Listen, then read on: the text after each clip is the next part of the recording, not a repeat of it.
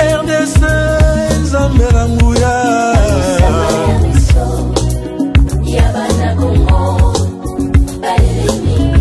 Bangusa ya Congo Bangusa maya miso ya mboka oyo etangisi makila mingi yawe Bana Congo, bino batu boza na besoin ya kotonga bandaku na bino. BM échafaudage, ezopesa bino, planche, shell, sécurité, marzimal et lenda. L'air mutamati, mutakokweya te. Yabiso, ezala ba norme européenne. Yabiso eza ya ba chinois te, ya ba indien te, ya ba libanais te. Un bus sera mis à votre disposition. BM échafaudage.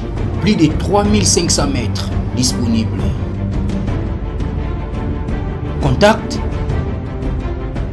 Maman Nangaye du nouveau à Kinshasa. Place Yassur. Des amoko na immeuble Emma. Des arabes normes, standard, international. Ekoyamba batu nyonso. En famille, en couple. Salon VIP. Et salle à manger, salle de bain confort et magistral et des chambres à coucher, cuisine ya kafou. Sécurité, ils a assuré. Connexion internet illimitée, Facebook, TikTok, WhatsApp. Et à Ophélie, groupe électrogène 24h/24h. Courant et Kendakate. La immeuble Emma. Notre adresse dans la commune de Kalamou, quartier Yolosi, avenue Balinga, numéro 9. Soyez les bienvenus. Immeuble Emma.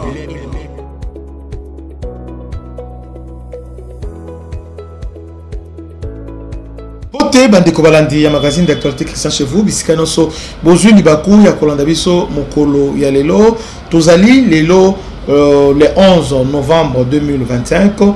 Bienvenue à ce nouveau numéro.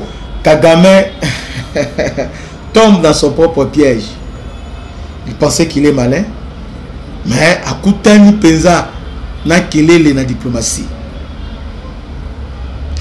Kagame s'oppose farouchement la signature et accord à Washington parce que ses intérêts exactés. Il accuse Félix Tshisekedi d'avoir fraudé. Pour Kagame, ces accords-là, ils ont la fraude et délai. Alors nous avons voulu analyser les discours pour que les Congolais baillent ce qui se passe. Parce qu'ils avaient prévu les 13 basés à Washington, les Oyo. Les 11, c'est signé accord et signamete. Pourquoi accord et signamete? Alors pour comprendre tout ça, alors suivons cet élément. Tolanda, attentivement, élément O. Les remous diplomatiques qui ont suivi des négociations assez intenses à Washington. Au cœur de tout ça, la crise sans fin dans l'est de la République démocratique du Congo. Oui, malheureusement. Mais ce qui a vraiment secoué, on peut dire, c'est la réaction. Pour le moins directe, presque brutale, du président rwandais Paul Kagame. Ah oui, une sortie assez inattendue dans sa forme, peut-être. C'est ça. Une sortie qui a surpris beaucoup d'observateurs, en tout cas. Alors, notre discussion aujourd'hui, ça va être de décortiquer un peu cette prise de position. D'accord. Qu'est-ce qui se cache derrière ce rejet? Quelles sont les implications réelles? On va s'appuyer pour ça sur des sources qui rapportent assez précisément les propos de Kagame après ces fameux pourparlers. Oui. On va essayer de comprendre ce que ça nous dit de la stratégie rwandaise actuelle, en fait. Exactement. Et l'intérêt ici, c'est pas juste de noter le nom de Kagame, hein. C'est de creuser pourquoi ce nom est si catégorique et ce qu'il révèle vraiment. Sa déclaration, elle est très forte et elle arrive dans un climat régional qui est déjà extrêmement tendu, surtout avec Kinshasa. Oui, bien sûr. Et puis face à une communauté internationale qui pousse, on a l'impression, dans une autre direction. Donc c'est toute la posture diplomatique du Rwanda qui est en jeu là. Qu'est-ce que ces mots signifient vraiment pour l'avenir? C'est ça la question. Alors pour qu'on comprenne bien, posons la scène rapidement. On a eu plusieurs jours de discussions à Washington. Elles sont décrites comme intenses. Visiblement, on cherchait à rapprocher les points de vue sur cette crise dans l'est de la RDC. Une situation humanitaire, sécuritaire, catastrophique depuis des années, on le sait. Oui, c'est le moins qu'on puisse dire. On imagine bien l'objectif en coulisses, trouver un chemin vers la désescalade, apaiser les tensions. Bon, un exercice diplomatique assez classique, somme toute. Classique, mais nécessaire vu la gravité. Tout à fait. Et c'est là que le coup de théâtre intervient. Paul Kagame, il ne mâche pas ses mots. Non, apparemment pas. Selon nos sources, il rejette l'accord, ou en tout cas les conclusions de ces discussions. Et il affirme qu'il y aurait, et là je cite, beaucoup de malhonnêteté. Beaucoup de malhonnêteté? Ouf, C'est pas une petite critique, ça. c'est une accusation frontale. Ah non, c'est extrêmement fort comme terme. Il ajoute même que, dans ces conditions, le Rwanda ne peut tout simplement pas accepter ce qui a été mis sur la table. Beaucoup de malhonnêteté. Oui, c'est un terme rarissime et très lourd de sens en diplomatie. Utiliser le mot malhonnêteté, ça va bien au-delà d'un simple désaccord politique ou technique. Ah oui? Oui, ça attaque l'intégrité même du processus ou des intentions des autres parties. Ça suggère une rupture de confiance fondamentale. On n'est plus dans la négociation de virgule, là. C'est clair? On est dans le rejet de la base même de l'échange, quoi. Mais alors, pourquoi aller si loin? Pourquoi utiliser un mot qui claque comme ça, au risque de braquer tout le monde? C'est la question. Est-ce que c'est le contenu de l'accord qui est jugé malhonnête? La manière dont ça a été négocié? Ou peut-être les acteurs derrière? Les sources ne détaillent pas forcément ce point précis. C'est toute la question, en effet. La malhonnêteté, ça peut viser plusieurs choses. Est-ce que Kigali pense que l'accord ne reflète pas la réalité du terrain telle qu'il la voit, ou qu'il ignore ce que le Rwanda considère comme ses intérêts sécuritaires légitimes? Est-ce que c'est une critique envers la RDC, accusée implicitement de ne pas négocier de bonne foi? Ou même, est-ce que c'est une manière de pointer du doigt les médiateurs? Les Américains, peut-être, vu que ça se passait à Washington? Probablement, oui. Peut-être en suggérant qu'ils ont fait preuve de partialité ou qu'ils ont tenté d'imposer une solution jugée inacceptable par Kigali. Sans plus de détails de leur part, c'est difficile de trancher. D'accord. Mais la force du mot, elle indique que le désaccord est vraiment profond. Ça touche aux fondations même de la démarche. Et ce rejet, il s'accompagne d'une justification qui est aussi intéressante. Kagame aurait affirmé que le Rwanda a, et là aussi, je cite les éléments rapportés, sa propre manière de vivre et de faire les choses. Ah, cette fameuse manière propre. Qu'est-ce que ça veut dire concrètement, ça, cette manière propre? Alors ça, cette affirmation, elle est vraiment au cœur de la posture rwandaise depuis des années. Mais elle prend une résonance particulière ici. Oui. C'est d'abord, très clairement, une fin de non-recevoir à ce qui est perçu comme une pression extérieure, ou une tentative d'ingérence. C'est dire, ne nous dictez pas notre conduite. D'accord. Surtout sur des sujets qui touchent à notre sécurité ou à notre voisinage immédiat. C'est une revendication très forte d'autonomie. Autonomie stratégique, décisionnelle. Je vois. Mais est-ce que ça va plus loin que ça? Oui, je pense que ça va plus loin. Cette manière propre, ça peut aussi vouloir dire que les modèles de résolution de conflits, les cadres de négociation proposés par la communauté internationale, mais ils sont pas jugés adaptés par Kigali. Pas adaptés à la complexité de la région. Exactement, à la complexité de la situation dans les Grands Lacs. C'est sous-entendre qu'il existe une approche rwandaise spécifique, peut-être plus directe, moins axée sur le compromis tel que l'entendent les diplomaties occidentales, par exemple. Pour gérer les menaces perçues, notamment celles qui viennent des groupes armés dans l'est de la RDC. Donc, si je comprends bien, c'est pas juste on n'est pas d'accord avec cet accord précis, c'est plus profond. C'est plutôt on n'est pas d'accord avec la façon dont vous essayez de régler le problème et nous on a notre propre méthode. C'est un peu ça, oui. Ça ressemble presque à une remise en cause du cadre multilatéral pour ce conflit, non? On peut l'interpréter comme ça, tout à fait. C'est une façon de dire que la souveraineté rwandaise, ça implique non seulement de défendre ses intérêts, mais aussi de choisir ses propres outils, ses propres stratégies pour le faire. Même si ça va à contre-courant. Même si ça va à l'encontre des approches privilégiées par les grandes puissances ou les organisations internationales. Ça renvoie à une conception très westphalienne de la souveraineté, si vous voulez. C'est-à-dire? L'État est maître chez lui et il définit seul sa politique étrangère et de sécurité. C'est une position qui peut être vue comme courageuse, indépendante par certains, mais aussi comme potentiellement isolante, voire contre-productive par d'autres. Surtout quand on parle d'une crise avec des implications régionales aussi vastes. Et justement, cette posture, ce rejet frontal, cette affirmation d'une voix singulière, ça nous amène directement à la question que tout le monde se pose maintenant. Oui. Et que nos sources formulent d'ailleurs très clairement. Kagame est-il en train de perdre l'avantage diplomatique qu'il pensait avoir ? Ou qu'il avait peut-être acquis ces dernières années? C'est la question à 1 million, j'imagine. C'est effectivement la question clé qui émerge de toute cette séquence. Perdre un avantage diplomatique, qu'est-ce que ça signifie concrètement? Ça peut vouloir dire plusieurs choses. Par exemple? D'abord, une potentielle érosion du soutien de partenaires importants. Les discussions ont eu lieu à Washington. On peut supposer une implication américaine non négligeable. Logique. Ça peut avoir un coût relationnel. Washington cherche la stabilité et une sortie comme ça, ça va à l'encontre de cet objectif. Oui, on imagine que ça ne doit pas faire très plaisir à l'administration américaine, même si on n'a pas leur réaction officielle pour l'instant. Probablement pas, non.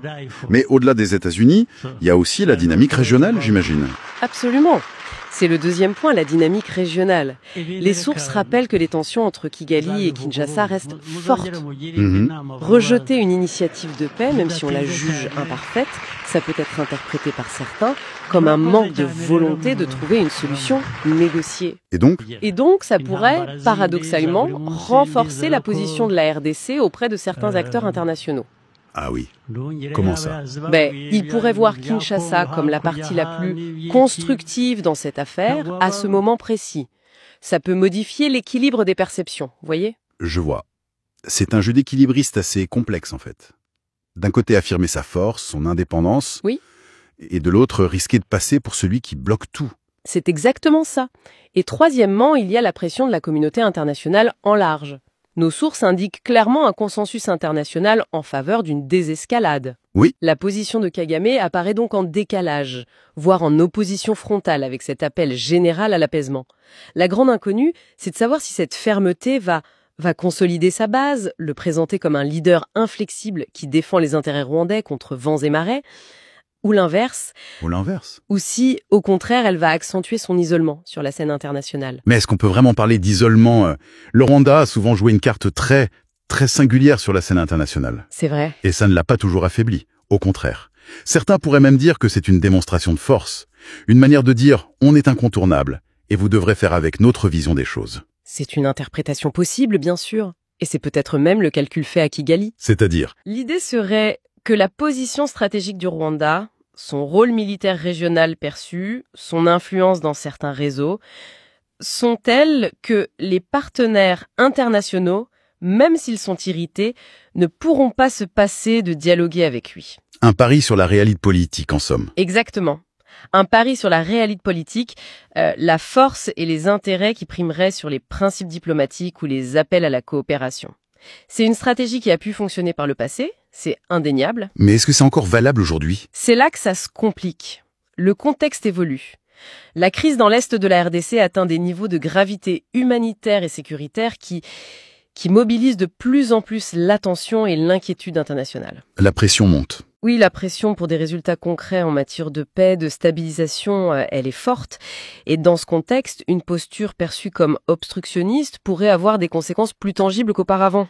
Comme quoi, par exemple? Sanctions ciblées, réévaluation de l'aide, condamnation politique plus ferme. L'avantage diplomatique, c'est pas juste une question d'image, ça a des implications très concrètes. D'accord. Le fait même que la question de sa perte soit posée dans nos sources, ça suggère qu'un seuil a peut-être été franchi dans la perception internationale de la politique rwandaise. On sent bien que c'est un moment charnière. Pour résumer un peu où on en est, d'après ce qu'on a pu analyser. Oui. On a un processus de négociation mené à Washington pour tenter de calmer la crise congolaise. Ce processus aboutit à quelque chose, un accord, des propositions, on ne sait pas exactement, qui est immédiatement et très, très violemment rejeté par Paul Kagame. C'est ça. Il dénonce un manque d'honnêteté, il revendique le droit du Rwanda à suivre sa propre voie, sa manière propre, tout ça dans un climat hyper tendu avec la RDC, et alors que la communauté internationale, elle, pousse pour la désescalade. Voilà. Et la grande question qui flotte maintenant, c'est est-ce que cette stratégie de la rupture ne risque pas de coûter cher au Rwanda sur le plan diplomatique? C'est une excellente synthèse de la situation et des enjeux tels qu'ils ressortent de nos informations, en effet.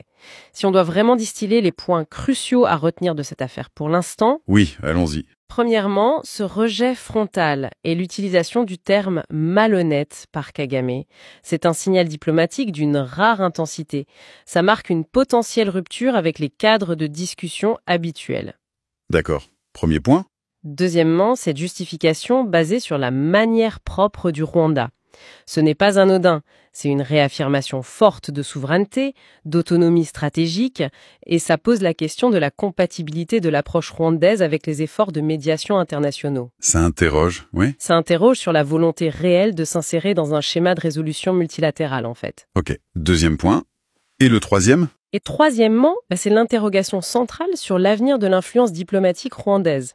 Est-ce que cette posture de défi va renforcer le Rwanda en le posant comme un acteur incontournable, inflexible, ou est-ce qu'au contraire, ça va l'isoler et réduire ses marges de manœuvre? Face à la pression internationale et aux tensions régionales.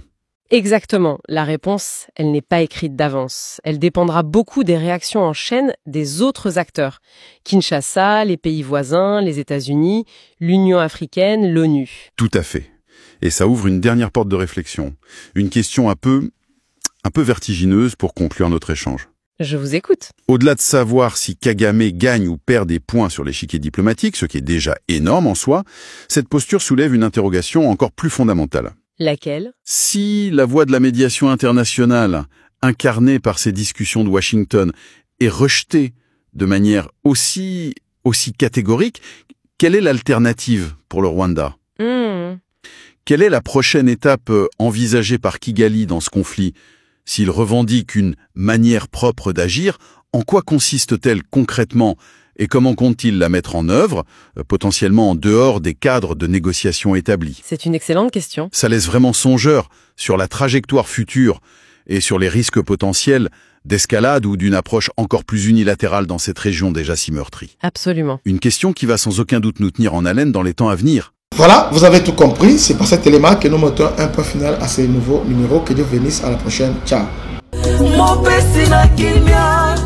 Oyo opesakanga ebimisanga maya miso okoka mwa eleka sambangolu ya miso ya bangole RDC Zamberanguya ya miso ya bana Kongo